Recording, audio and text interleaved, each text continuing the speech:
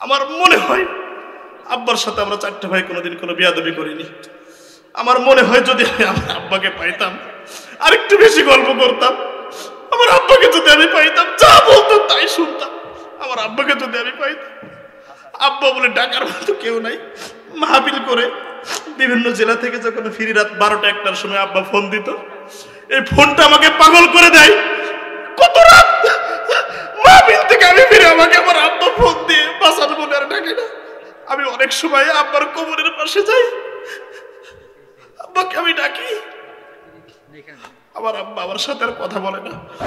আবেগ আমি আব্বার কথা বলতে গেলে কন্ট্রোল করতে পারি না। খুব গরিব মানুষ ছিলেন, খুব কষ্ট করেছে, কখনো অসৎ পথে তিনি উপার্জন করেনি। আমার দাদা ইমাম ছিলেন, আমার আব্বা ইমাম ছিলেন না। আমার দাদার সেই থিওরিগুলো আমার চাচারা আমার আব্বারা রেখেছেন। আমার আব্বা, যারা আব্বা হারিয়েছে জিজ্ঞাসা করেন, কালকে জিজ্ঞাসা করবেন আপনার পাশে যদি থাকে, আল্লাহর কসম আব্বা হারানোর ব্যথা কেউ সহ্য করতে পারে না, কেউ ভুলে যেতে পারে না। অনেক মানুষ মুরব্বী হওয়ার পর আব্বা মারা যায়, তাও ভুলতে পারে না। আব্বার মতো কেউ হয় না, কেউ হয় না। এটা আমার মনে হয় আব্বার মতো আর কেউ হয় না।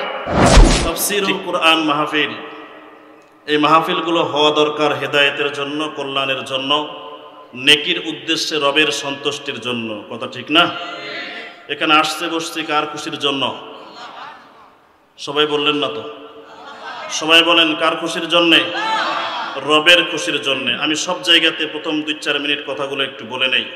নিয়ত করে বসি, আমল বিল আরকান, আমল করার নিয়তে, সামি'না ওয়া আতা'না, যদি কোরআন হাদিসের দিক নির্দেশনা মোতাবেক সত্য হয়, শুনবো যা, মানবো তা।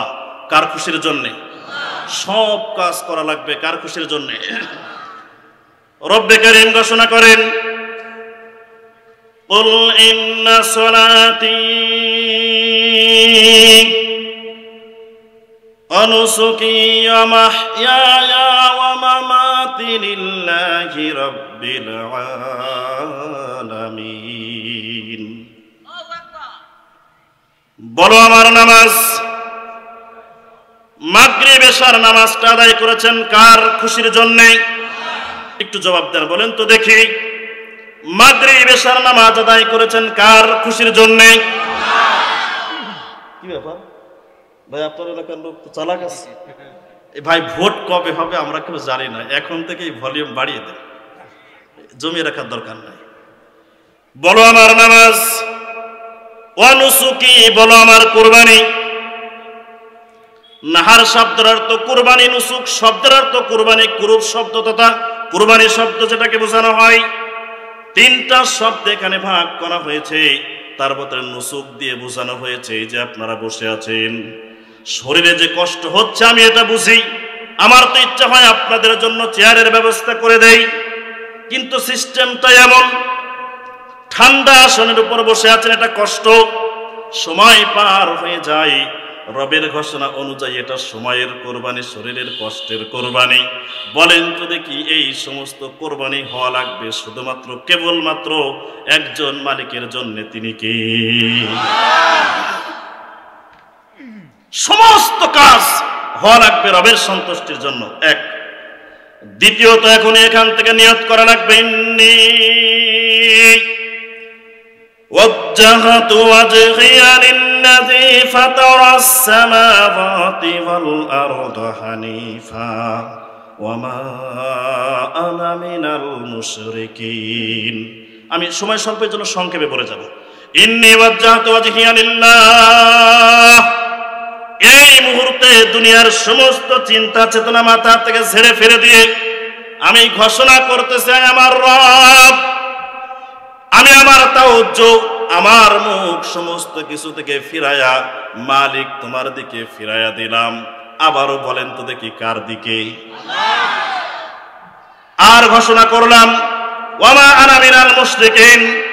এখানে শাব্দিক অর্থের দিক থেকে বোঝানো হয়েছে দুনিয়ার ভিতরে চিটার বাটপার খুন রাহাজানি হানাহানি মারামারি কাটাকাটি আমার ব্যক্তির স্বাধীনতা হরণ করে নিয়েছিল যারা, আমার ব্যক্তির স্বাধীনতা হরণ করতে চায় যারা, ইসলামের দুশমন যারা, ইসলামকে ধূলিসাৎ করতে চায় যারা, এই মুহূর্তে ওয়াদা করা লাগবে একটাও আমার বন্ধু হতে পারে না তারা।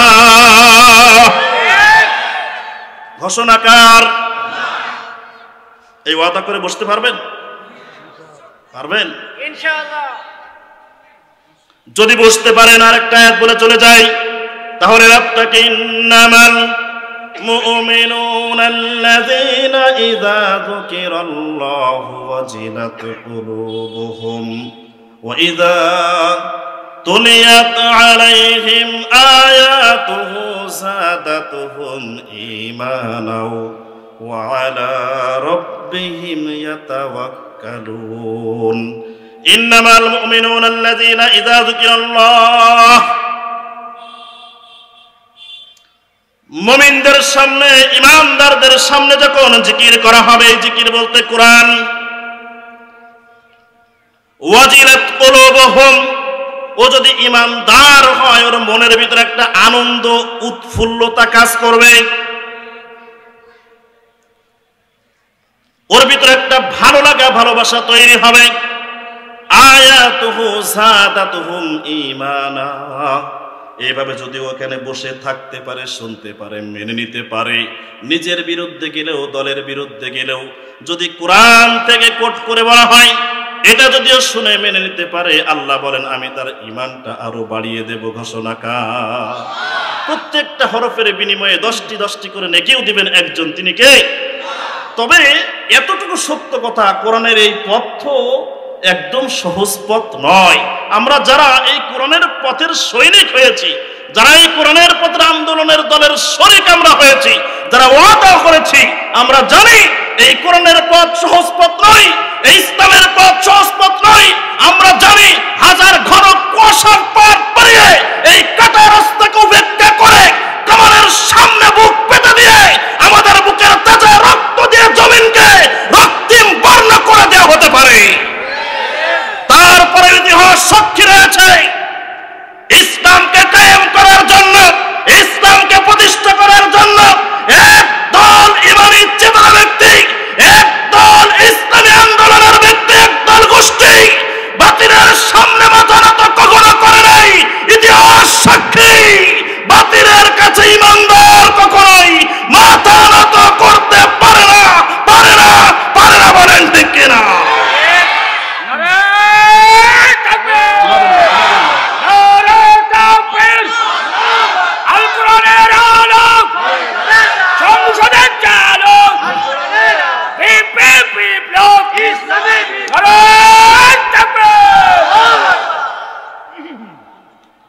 তাকবীর মন খুলে দিতে পারতেছেন?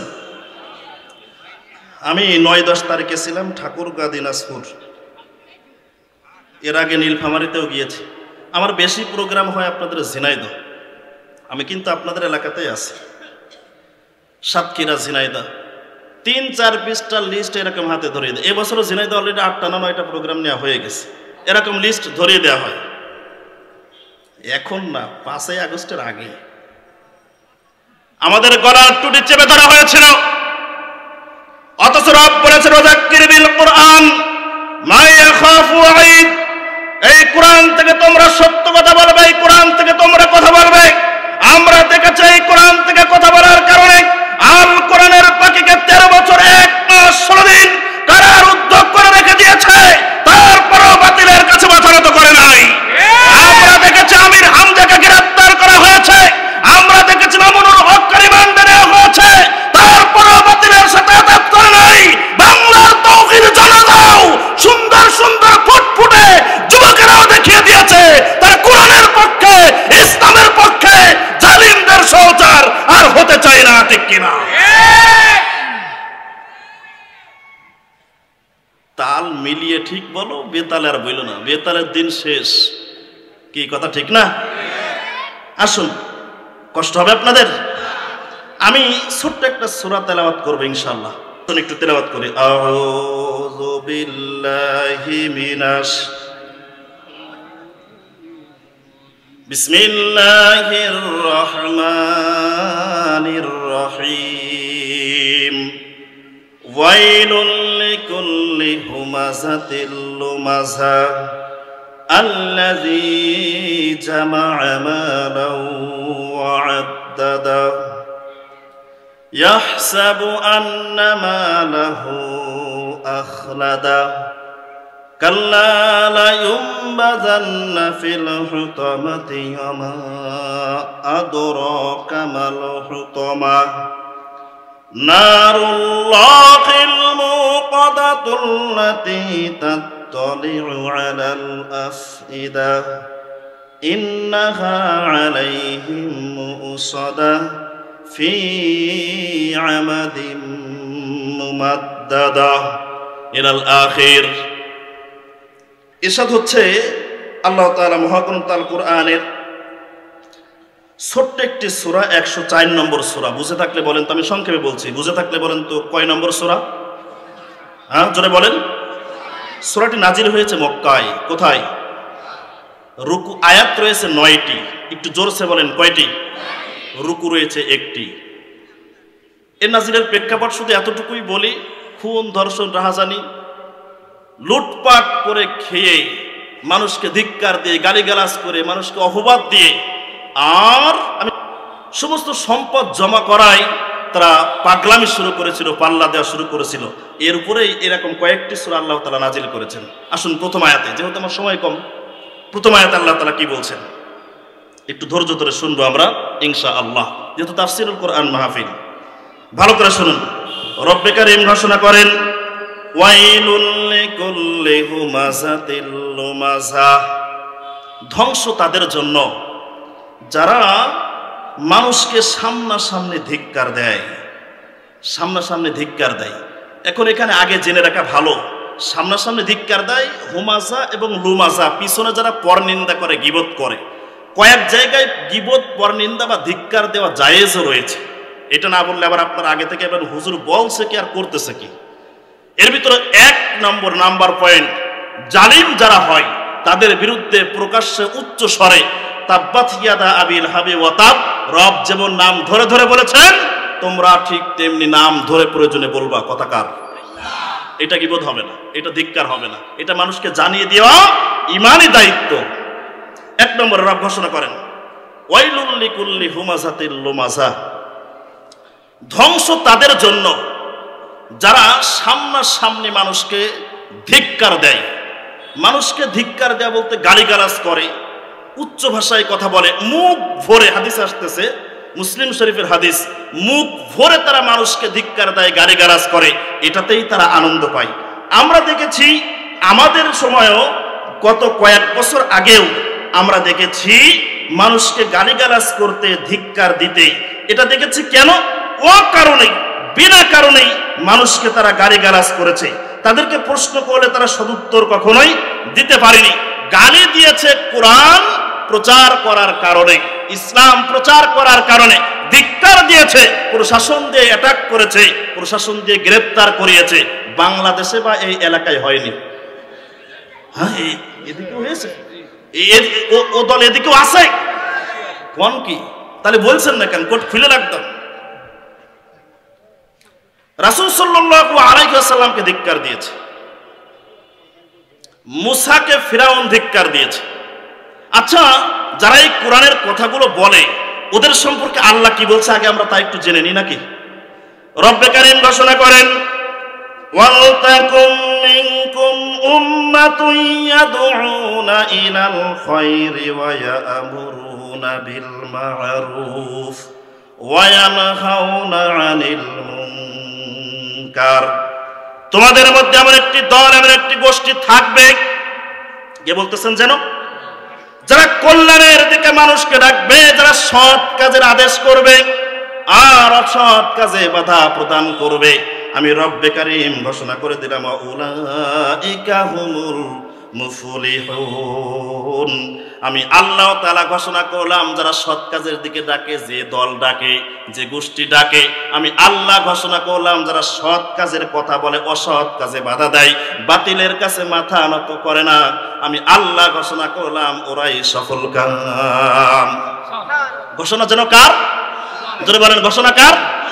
ওরা আমাদেরকে বিভিন্ন রকম ভাবে মিডিয়ার সামনে আমরা সফল কাম যেন না হতে পারি, দুনিয়াতে যেন সফল না হতে পারি, আখিরাতে সফল তো আল্লাহর হাতে, দুনিয়াতে যেন সফল না হতে পারি, সমস্ত মিডিয়াগুলো তাদের মন চেয়েছে যা মিথ্যা অপবাদ দিয়ে বানিয়ে বানিয়ে মানুষের সামনে বলেছে তা। একটু আস্তে কন, ঠিক না বেঠিক? এবার আসুন, যারা কোরআনের দাওয়াত দিতে গিয়ে এমন জুলুমের শিকার হলো সারা পৃথিবী জুড়ে, বাংলার ভূখণ্ডেও যারা হয়েছে তাদের সম্পর্কে একটু বলে যাই। রব্বে কারীম বলেছেন, যারা সাংগঠনিকভাবে কাজ করেন তারা আয়াতগুলো সুন্দরভাবে বুঝতে পারবেন। মান উন্নয়ন করেন। আজকে আলমডাঙ্গাতে একটা টিসি ছিল, জেলা আমির সাহেব ছিলেন, আমাদের থানা আমির সাহেব, আমাদের সভাপতি জিএ থানা শাখার সভাপতি আব্বাস উদ্দিন স্যারও ছিলেন। ওখানে আমাদের শফিউল আলম বকুল ভাই বলছে, গল্পটাকে বলেনি, বলছে আমি একসময় গরু পালতাম। উনি বলতেছে, তা আমার একসাথে গরু অনেকগুলো খাওয়াইলাম, সব গরু মোটা হইলো, একটা গরু মোটা হইল না, একটা গরু মোটা হয় নাই। তা আমি ভাইপোকে বললাম যে ভাইপো কি ব্যাপার, গরু তো মোটা হয় না, এ গরু বিক্রি করার দরকার। ভাইপো ডাকতে বলছে, কাকা এই গরু যার তার কাছে বিক্রি করা যাবে না, কারণ এতদিন আমরা খাওয়াইছি, বিক্রি করতে গেলে যে খাওয়াবে সেও মোটা করতে পারবে না, গালিগালাজ করবে। তাহলে এই গরু কার কাছে বিক্রি করতে হবে? কয় কসাইয়ের কাছে বিক্রি করা লাগবে। মানে ভাইপো চালাক আছে। তার মানে যে গরু এতদিন খাওয়ানোর পরেও উন্নয়ন করতে পারে না, উনি আমাদের বুঝাইলেন সেই গরুকে শুধু বিক্রি করলে হবে না, কসাইয়ের কাছে বিক্রি করার দরকার। জাতি এত কিছু দেখার পরেও ইসলাম আন্দোলনের ক্ষেত্রে যদি এখনো পিছিয়ে থাকে, ও আর গরু নামে গরু নয়, মানুষ নামে মানুষ নয়, আসলে পশুতে রূপান্তরিত হয়ে গিয়েছে। এই এলাকায় তার থাকার দরকার নাই, গরুর মতো হাটে বিক্রি করে দেওয়া দরকার। রব্বে কারীম তাদের সম্পর্কে ঘোষণা করলেন, কুনতুম খায়রা উম্মাতিন উখরিজাত লিন-নাসি তা'মুরুনা বিল মা'রুফি ওয়া তানহাউনা 'আনিল মুনকার ইলাল আখির। হে নবী, আপনি জানিয়ে দিন দুনিয়ার ভিতরে সর্বোত্তম তারা যারা কোরআন থেকে কথা বলে, সত্য কাজের দিকে এগিয়ে আসে, অসৎ পথকে ডিঙ্গিয়ে, অসৎ পথকে মারিয়ে, অসৎ পথে বাধাগ্রস্ত করে কোরআনের পথে যারা চলতে চায়, এই কোরআনের রাজ যারা প্রতিষ্ঠা করতে চায়, কোরআনের তালিম যারা দিতে চায়, কোরআনের শিক্ষায় শিক্ষিত যারা করতে চায়, আমি আল্লাহ ঘোষণা করলাম ওরাই সর্বোত্তম ব্যক্তি। ঘোষণাকার আর জোরে বলেন ঘোষণাকার। শুধু তাই নয়, আমান আহসানু কাওলাম মিম্মান দাআ ইলাল্লাহ ওয়া আমিলা সালিহান ওয়া ক্বালা ইন্নানি মিনাল মুসলিমিন।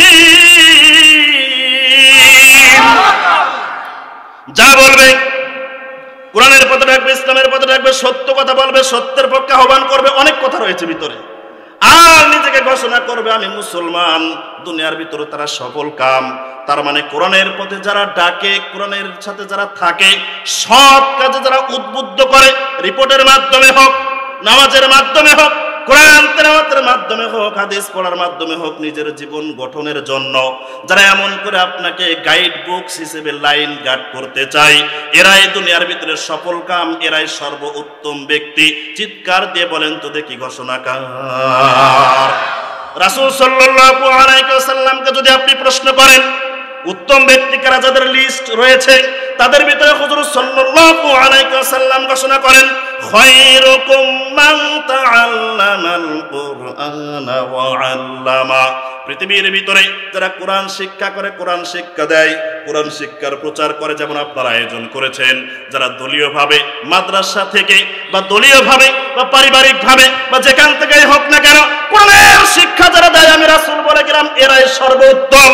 আমরা দেখলাম সর্বোত্তম ব্যক্তি হওয়ার পরেও আমাদেরকে ধিক্কার দিয়েছে, গালিগালাজ দিয়েছে, মিথ্যা তহমত দিয়ে অসংখ্য নেতা কর্মীদেরকে ফাঁসিতে ঝুলিয়েছে।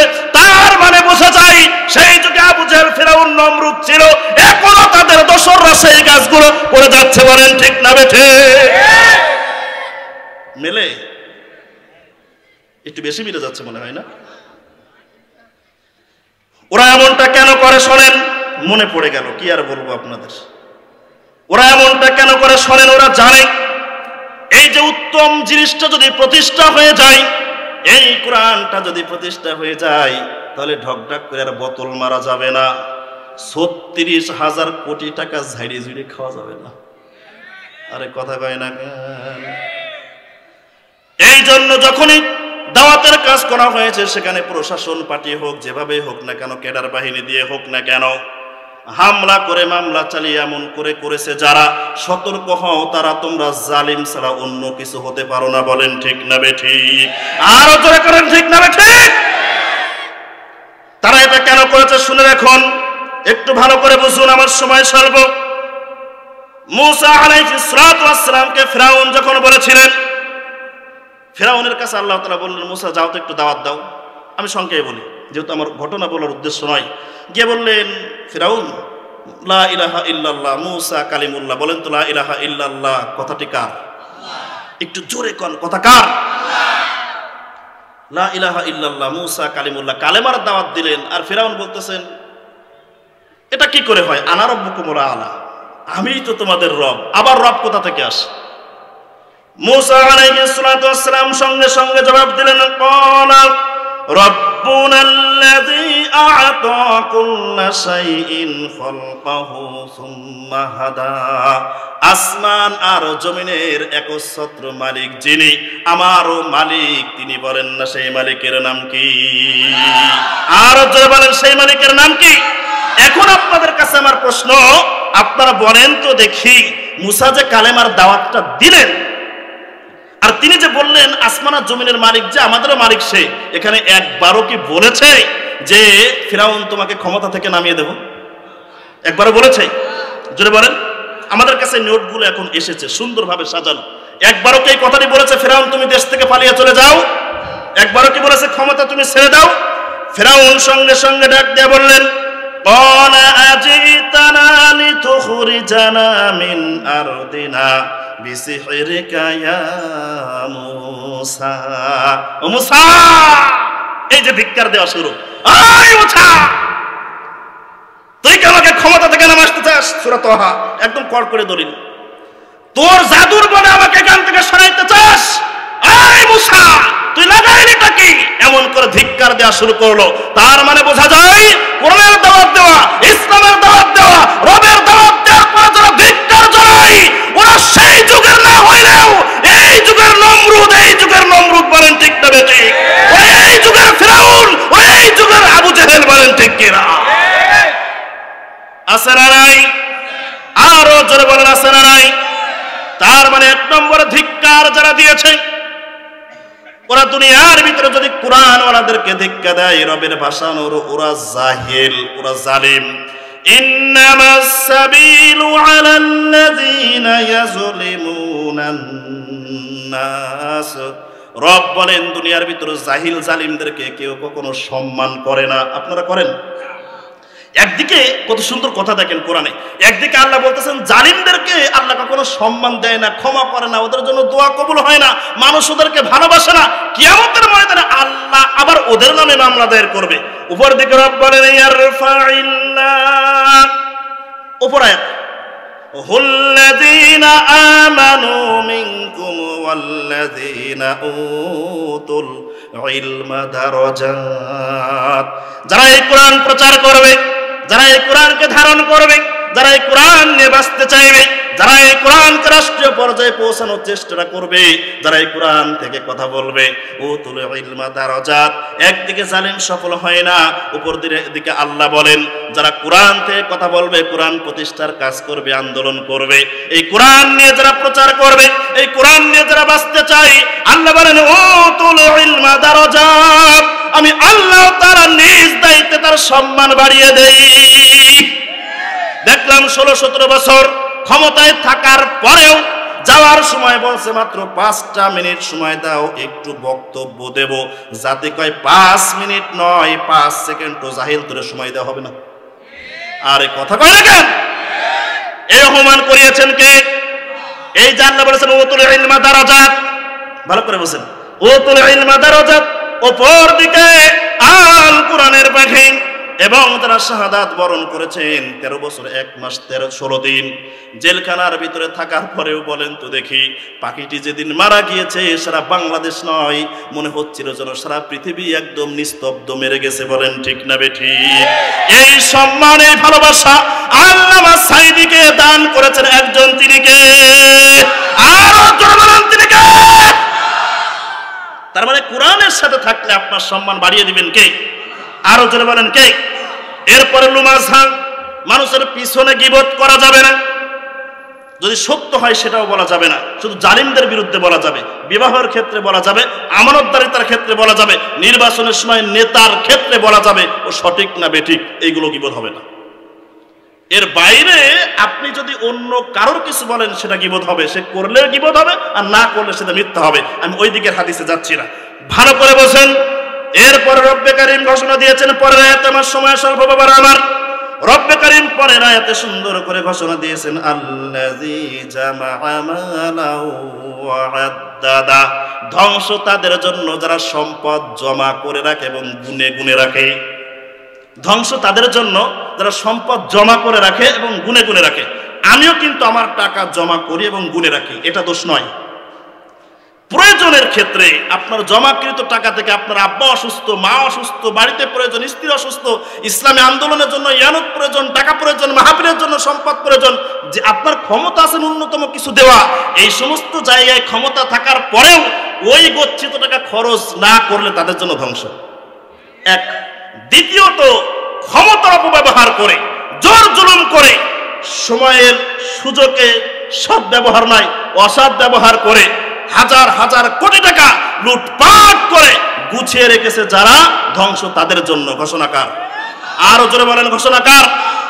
আমরা দেখেছি সম্পদ জমা করা কাকে বলে, খুললাম দুর্নীতি। আপনাদের সামনে ছোট্ট একটা তথ্য দেওয়া যায়, আপনারা শুনলে অবাক হয়ে যাবেন। মেট্রো রেল, এত গবেষণা, এত প্রশংসা। এক বিদ্যুৎ কেন্দ্র থেকে যত টাকা লুটপাট করা হয়েছে না কেন, 693টা মেট্রো রেল তৈরি করা যাইত। কোন সুবহানাল্লাহ, কয় সুবহানাল্লাহ, তাও কয় সুবহানাল্লাহ, কব কি বলেন তো দেখি, কষ্ট হয়। সত্য কথা জানাইতে হবে, এটা তো আমাদের দায়িত্ব। আপনি খুললাম দুর্নীতি করবেন কেন? তার মানে তাদের জন্য ধ্বংস যারা দুর্নীতি করে সম্পদ জমা করেছে, আর একাই 36,000 কোটি টাকা লুটপাট করে খাইছে। কথা বলে না কেন? সালমান এফ রহমান নাম কত সুন্দর দেখেন তো। আবার ও বলতেছিল হাদিসে তো সমস্যা আছেই, কোরআনে একটু সমস্যা আছে। নাউজুবিল্লাহ, আসতে না জোরে। এই কোরআনে কোনো সমস্যা আছে? জোরে বলেন, সমস্যা আছে? এই কোরআনে কোনো সমস্যা থাকতে পারে? আর যাদের ঈমান নাই, যারা দুর্নীতিবাজ, যাদের সামনে একগুলো পড়বে তারা তো এটাকে অস্বীকার করবে, এটাই স্বাভাবিক, ঠিক কিনা? তো আমি সেদিন আলোচনা করলাম সূরা নিসার 59 নম্বর আবার, আতিউল্লাহ ওয়া আতিউর রাসূল উলিল আমরি মিনকুম। শোনেন, ওরা কিন্তু আমিরের আনুগত্য করতে, এই জন্য দেখবেন বিরোধী দলকে ওরা কোনো জায়গায় দাঁড়াতে দেয়নি। কথা কয় না কেন? শোনুন, অপর দিকে যারা কোরআন মানে না, কোরআন বোঝে না, তারা লুটপাট করে খাবে, এটাই স্বাভাবিক। অপর দিকে আমরা লক্ষ্য করে দেখেছি, 2 জন মন্ত্রী ছিল, মাইক্রোস্কোপ যন্ত্র দিয়ে তাদের একটা পয়সার দুর্নীতি খুঁজে পাওয়া সম্ভব হয় নাই। বলেন ঠিক না বেঠিক? সম্মানিত হাজরিন, ছোট্ট একটা কথা বলে আপনাদের সামনে থেকে আয়াত থেকে সরে যাই, যেহেতু সময় স্বল্প। আমার একদল, একটা গ্রুপ আত্মসাৎ করা নিয়ে পাল্লাপাল্লি করে টাকা জমানোর কাজে ইমান চলে যায়, যাক তাদের কোনো যায় আসে না। অপর দিকে আল্লাহর নবীর সাহাবার কথা আপনাদের ঘটনা সকলের জানা। আল্লামা সাঈদী সহ অসংখ্য উলামায়ে কেরামের মুখে আপনারা শুনেছেন আব্দুল উজ্জার কথা। আমি এই জন্য সংক্ষেপে বলে চলে যাব। চাচাকে ডাক দেয়া বলে, চাচা, মুহাম্মদ যে ধর্মের কথা বলে, সম্পদ এই যে গুছিয়ে রাখলে যে ধ্বংস, আর সম্পদের কারণে ইমান বিক্রি করা যাবে না, এই হাদিস থেকে শিক্ষা রয়েছে। চাচা, মুহাম্মদ যে ইসলামের দাওয়াতটা দেয় তোমার কাছে কেমন লাগে?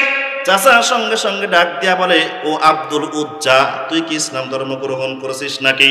চিন্তা করলো, আর তো কতদিন গোপন রাখবো, আর কতদিন বাঁশ ঝাড়ের নিচে ঘুমাবো।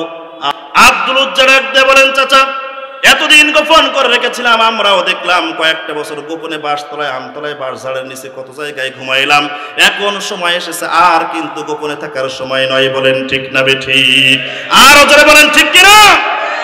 আব্দুল উজ্জাকে ডাক দেবেন, আব্দুল উজ্জা সরব, আমি তোমার চাচা, আমার কোনো সন্তান নাই, আমার কোনো বংশ আর তেমন কেউ নাই, এই সমস্ত সম্পদগুলো তোমার হবে, তুমি শুধু দিনটাকে ছেড়ে দাও, ইমানের পথ থেকে তুমি শুধু সরে আসো। আব্দুল উজ্জা বলেন, কোশ্চিন কারেও সম্ভব নয়।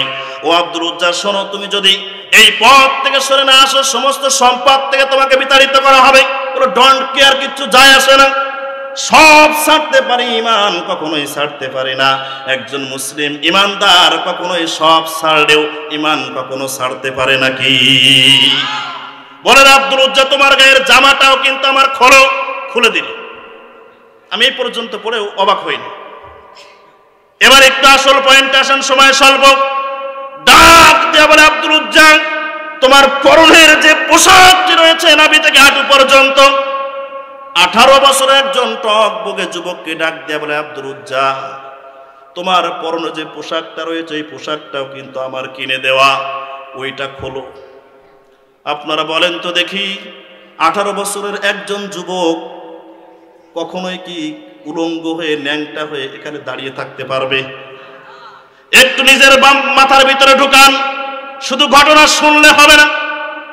আব্দুল উজ্জা তার চোখ দিয়ে টপ টপ করে পানি পড়তেছে। 18 বছরের যুবক পরনের কাপড়টা খুলে চাচার হাতে দিয়ে দিল। আমার ইজ্জত চলে যায়, আমি ন্যাংটা হয়ে যেতে পারি, আমি উলঙ্গ হতে পারি, ইমানের পথ থেকে এক বিন্দু পরিমাণ আমি সরে যেতে পারি না। আমরাও দেখলাম সম্পদের লোভে, টাকার মোহে পড়ে ডিবি নামক হারুন, ওই শয়তানের ঘরের শয়তান, অসংখ্য আলেমকে রিমান্ডে নিয়ে উলঙ্গ করেছে। ঠিক সেই সময় ওই জাহিলরা যে কাজগুলো করেছে, হুবহু এই জাহিলরাও সেই কাজগুলো করেছে। বলেন ঠিক কিনা? লজ্জা স্থানটা ঢেকে নিয়ে মায়ের কাছে দৌড়ে চলে গেল। মা দেখে বলে, হায় হায়, কি অবস্থা, আমার সন্তান এমন উলঙ্গ কেন? মাকে সমস্ত কিছু বলে সুন্দর ছোট্ট একটা পোশাক নিল। এমন নাভি ঢাকলে হাঁটু ঢাকে না, হাঁটু ঢাকলে নাভি ঢাকে না। সম্পদ আমরা গোছাই, 500 টাকা 5000 টাকার জন্য আলেমদেরকে গালি দেয়, 500 টাকা 5000 50,000 টাকার জন্য কোরআনের বিরুদ্ধে আমরা অবস্থান নেই। অথচ আব্দুল উজ্জা চাচার বর্তমান সময় হিসাব করলে কোটি কোটি টাকার সম্পদ ত্যাগ করে এই ইসলামকে তিনি তার ভিতরে লালন করেছিলেন। বলেন ঠিক না বেঠিক? চলে গেলেন রাসূলের কাছে। রাসূল বললেন, তোমার এই অবস্থা কেন? তিনি সবকিছু খুলে বললেন। রাসূল তার নামটা সুন্দর করে পাল্টিয়ে ডাক দিয়ে বললেন, আব্দুল উজ্জা, তোমার নামটি আজ থেকে আর আব্দুল উজ্জা নয়, আজ থেকে তোমার নামটি ঘোষণা করে দিলাম আব্দুল্লাহ। আব্দুল্লাহ যখন কোরআন তেলাওয়াত করে সাহাবীরা অবজেকশন দিল, ইয়া রাসূলুল্লাহ, আমরা যখন ঘুমাই, সময় সংক্ষেপ আমার, আমরা যখন ঘুমাই, আব্দুল্লাহ তখন জোরে জোরে কোরআন তেলাওয়াত করে। রাসূল বলে, শোনো শোনো, ইসলামকে ধারণ করার জন্য আব্দুল্লাহ সব কিছু ত্যাগ করেছে, কোরআন পড়া থেকে তোমরা তাকে আর বাধা দিও না। বলেন সুবহানাল্লাহ। জিহাদের ময়দানে চলে গেল, শাহাদাত বরণ করলেন না, আফসোস করতেছেন রাসূলের সামনে, আমি যদি মারা যাইতাম, শহীদ হইতাম। রাসূল সাল্লাল্লাহু আলাইহি ওয়াসাল্লাম ডাক দেয়া বললেন, আব্দুল্লাহ শোনো শোনো, তুমি যদি স্বাভাবিক মৃত্যু বরণ করো, আমি রাসূল বলে দিলাম তোমার সেই মৃত্যুটাও শাহাদাতের মতন করে আল্লাহ কবুল করে নেবে। বলেন সুবহানাল্লাহ। তিনি দুনিয়ার ভিতর থেকে যখন বিদায় নেবেন, আমার সময় স্বল্প এই জন্য কাটা কাটা বলতেছে, দুনিয়ার ভিতর থেকে বিদায় নিলেন। এবার একটু খেয়াল করেন, আপনারা বলেন তো দেখি, একজন লাশ নিয়ে আমরা যখন কবরস্থানে হেঁটে যাই, ঝাঁকি লাগুক বা আঘাত লাগুক, সে কষ্ট পাইলেও কোনো প্রকাশ করতে পারে নাকি? রাসূল সাল্লাল্লাহু আলাইহি ওয়াসাল্লাম আবু বকরকে ডাক দিলেন, আবু বকর, ও ওমর, তোমরা যার লাশটি বহন করতেছো, আবু বকর, ওমর, সাবধান, লাশের সাথে যেন কখনো কোন রকম ভাবে বেয়াদবি না হয়, লাশ যেন কষ্ট না পায়। দুনিয়ার সমস্ত সম্পদ ত্যাগ করার কারণে আমার আল্লাহর পক্ষ থেকে, রাসূলের পক্ষ থেকে সম্মান দুনিয়াতে তাকে দিয়েছেন কে? রাসূল কবরের ভিতরে নামলেন, লাশ খানা নিলেন, কবরের ভিতরে রেখে চোখ দিয়ে পানি ছেড়ে দিয়ে আল্লাহর দিকে আঙ্গুল তুলে বললেন, আল্লাহ গো, আমার আব্দুল্লাহ সব কিছু ত্যাগ করেছে ইসলামকে গ্রহণ করার জন্য, আমি সাক্ষী দিচ্ছি আমি রাসূল তার উপরে খুশি ছিলাম। বলেন তো দেখি, রাসূল যদি খুশি থাকে, আমার আল্লাহ খুশি না হয়ে কি পারে? রাসূলকে খুশি করার জন্য কাজ করলে সেটা আল্লাহকে খুশি করার জন্যই করা হয়। চিৎকার দিয়ে বলেন কথা ঠিক না বেঠিক? তার মানে আমরা বুঝলাম, আল্লাহ যে জামা আমালা ওয়া আদাদা, একটা দল থাকবে যারা সম্পদ গচ্ছিত করবে, হারাম ভাবে হোক, অবৈধ ভাবে হোক, খারাপ পথে হোক, জনগণের টাকা লুটপাট করে হোক, রূপপুর পারমাণবিক বিদ্যুৎ কেন্দ্র থেকে হোক, 36,000 কোটি টাকা লুটপাট করে হোক, 60 টাকার একটা ডলার 127 টাকা বানিয়ে হোক, যেভাবেই হোক না কেন, লুটপাট করে তারা করে সম্পদ জমা করবে যারা, আল্লাহ বলেন ধ্বংসের ভিতরে পড়ে গেছে তারা ঘোষণাকার। আরো জোরে বলেন ঘোষণাকার। আব্দুল উজ্জা যেন আমাদেরকে শিক্ষা দিয়ে গেল, আব্দুল্লাহ যেন আমাদেরকে শিক্ষা দিয়ে গেল, দুনিয়ার সম্পদ জমা করার প্রয়োজন নাই রে মুসলমান, যতটুকু প্রয়োজন ততটুকুই শুধু জমা করো। ইসলামের জন্য যদি তুমি সম্পদ ছেড়ে ইমানের উপর অবিচল থাকতে পারো, আমি আব্দুল্লাহ তোমাদেরকে প্রমাণ করে দিলাম আল্লাহ তোমাদের সম্মানটা আরো বাড়িয়ে দেবেন। বলেন ঠিক না বেঠিক? কেন ওরা এমনটা করে? ইয়াহসাবু আন্নামা লাহু আখলাদা, ওরা মনে পড়ে রায়াত, ওরা মনে করে এই সম্পদই আমার আপন। বলেন তো দেখি আমার আপনার আপন কে? একটু জোরে বলেন কে? আর একটু জোরে বলেন কে? ওরা টাকাকে সম্পদ মনে করেছে, আপন মনে করেছে। ওরা বিদেশি প্রভুদেরকে আপন মনে করেছে।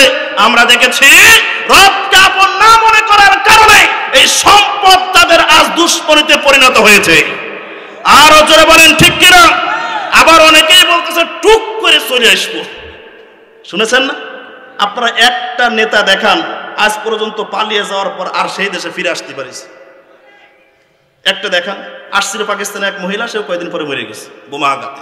আপনি শুধু আসেন, তারপর কি করতে হয় আমরা দেখতেছি। কতক্ষণ ঠিক না বেঠিক? সম্মানিত হাজিরিন, ভালো করে বুঝুন তাদের জন্য কি রয়েছে। যারা এমন ক্ষতির ভিতরে পড়ে রয়েছে তাদের জন্য রব সুন্দর করে জানিয়ে দিয়েছেন। শুনে রাখো, শুনে রাখো। কাল্লা লা ইউমবাযান্না ফিল হুতামাতি ওয়া মা আদরাকা মাল হুতামা। কাল্লা কখনোই নয়। হে নবী আপনি জানিয়ে দিন তাদের জন্য এমন একটি জায়গা নির্ধারিত করা রয়েছে যেখানে তাদেরকে পাঠানো হবে। পাঠানোর পর তাদেরকে টুকরো টুকরো করা হবে। এই টুকরো টুকরো করা সম্পর্কে আল্লাহ আবার নিজেই প্রশ্ন করতেছেন, ওয়ামা আদরাকা মাল হুতামা, আপনি কি জানেন নাকি টুকরা টুকরা করা জায়গাটা কি? আল্লাহ তারপরে আবার নিজেই জবাব দিচ্ছেন, না রুল্লাহিল মুকাদাতুল্লাতি তাত্তালিউ আলাল আফইদা, সেটা হচ্ছে আগুন কঠিন আকারে জ্বালানো হয়েছে, যা মানুষকে যখন তার ভিতরে ফেলে দেওয়া হবে তার কলিজা ভেদ করে চলে যাবে। জাহান্নামের আগুনের তাপ।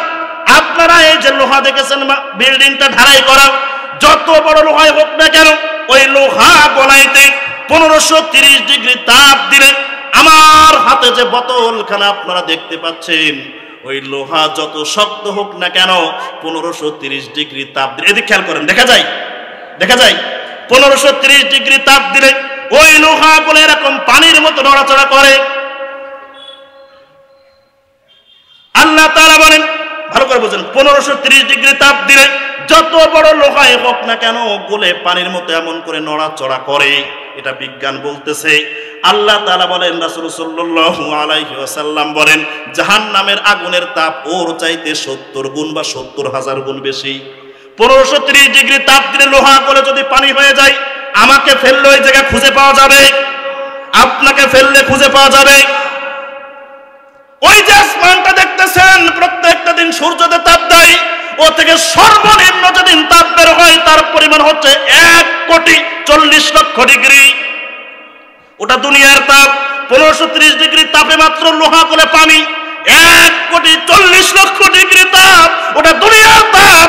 ওর চাইতে 70,000 গুণ বেশি তাপ জাহান্নামের আগুনের। কি করে থাকবেন আপনি সেখানে? জাহান্নামের ভিতরে ফেলা হবে। ওই ব্যক্তিরা ডাক দিয়ে বলবেন, রব্বানা,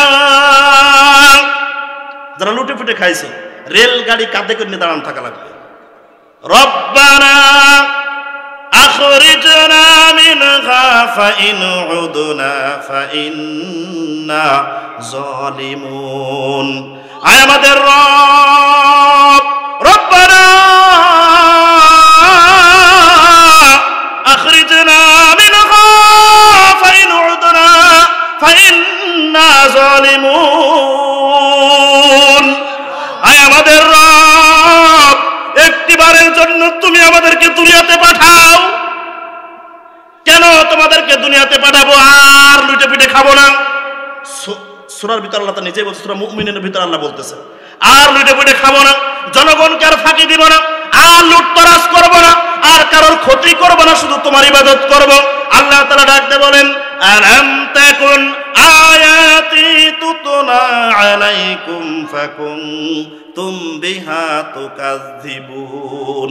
একদল তোমাদের কাছে কি গিয়েছিল না? কে বলতেছেন? আরে জোরে বলেন না কে? একটা দল বা একটা গোষ্ঠী কি তোমাদের কাছে যায় নাই? এই কোরআন থেকে তোমাদেরকে কি দাওয়াত দেয় নাই? ক্বালু বালা ক্বাদ জাআনা নাযীর, উপর আয়াতে তোমাদেরকে এই কোরআন থেকে বোঝানোর চেষ্টাটা করে নাই? তোমরা তখন হাসি ঠাট্টা করেছো, তাদেরকে ধিক্কার দিয়েছো, তাদেরকে জেলখানায় পুরেছো, মিথ্যা মামলায় ফাঁসাইছো, বিনা অপরাধে তাদেরকে বাড়িতে রাতের পর রাত থাকতে দাও নাই, তাদেরকে ফাঁসিতে ঝুলাইছো। কথা বলেন ঠিক না ঠিক? আর জোরে বলেন ঠিক কিনা?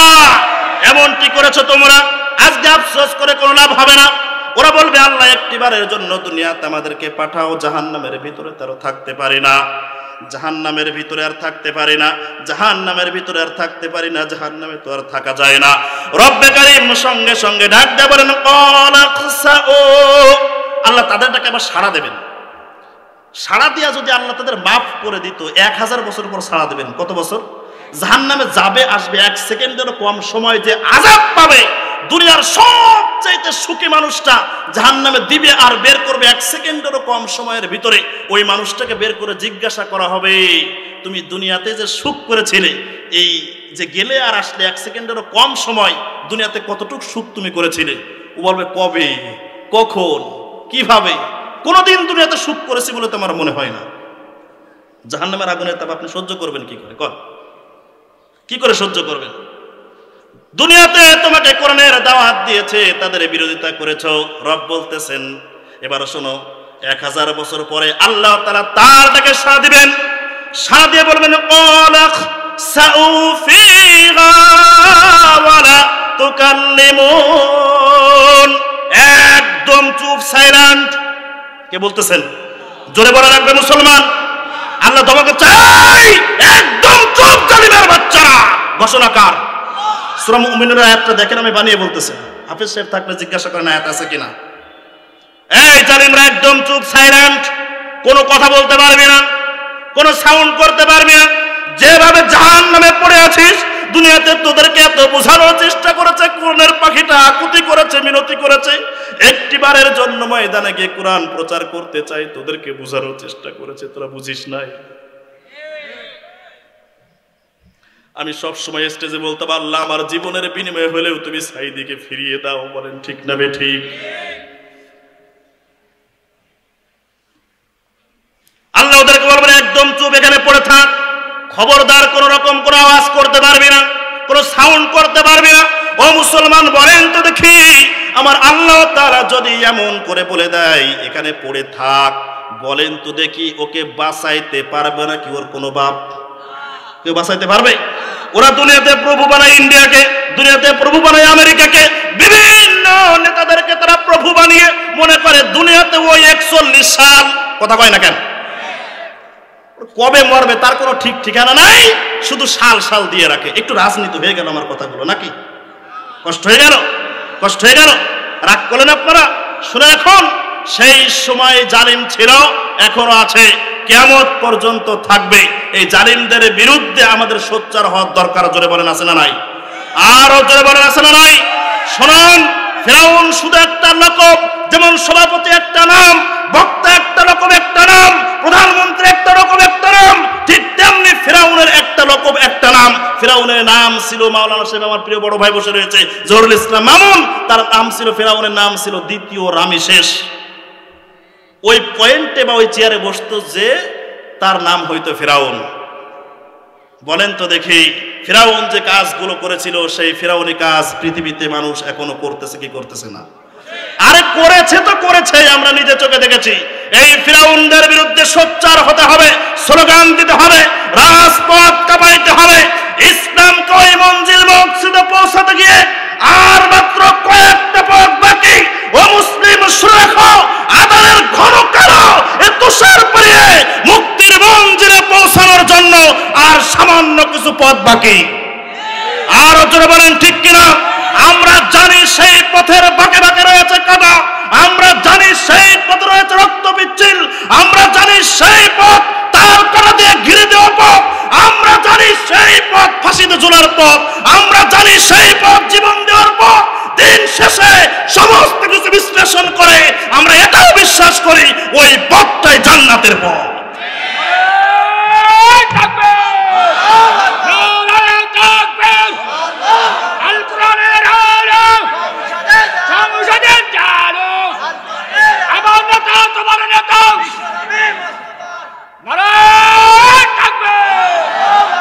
এই যে আজকে মন খুলে তাকবীর দিচ্ছেন, আমাকে স্টেজ থেকে নামিয়ে দেওয়া হয়েছে।